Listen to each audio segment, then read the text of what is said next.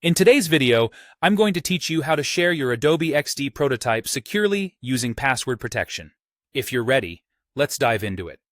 Before you begin, ensure that your prototype or design spec is completely set up in Adobe XD, with your artboard flows ready to go.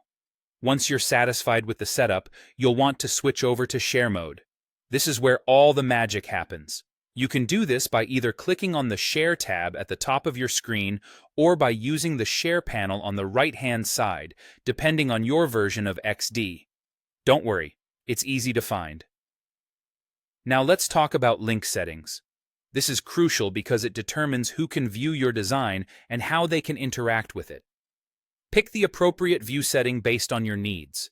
For example, choose Design Review if you want feedback, User Testing for usability studies, or Development to share specifications with developers.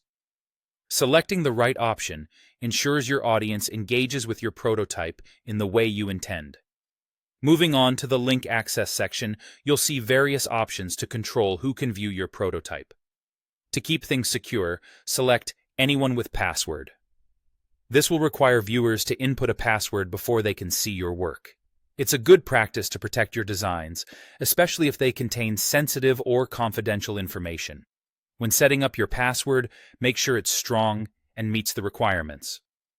Generally, this means selecting a password that's at least 8 characters long and includes a mix of uppercase letters, lowercase letters, and numbers.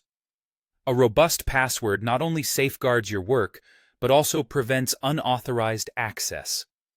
So make sure it's something secure, yet memorable. After setting your password, simply click on Create Link. Adobe XD will generate a unique URL for your prototype. Anyone who tries to access this link will first be prompted to enter the password you created. It's a seamless process for your viewers and gives you peace of mind, knowing your work is secured. The final step is to share this link and the password with your intended audience. You can do this via email, chat, or any preferred communication method. Remember, only those with the password can view the prototype, adding an extra layer of security to your project. One more thing.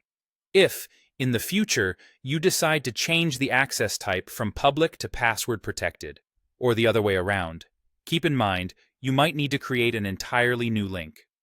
Once a password is assigned and the link is published, changing access settings on the same link isn't always possible. So, plan accordingly and feel free to set up a new link if adjustments are needed. That's it.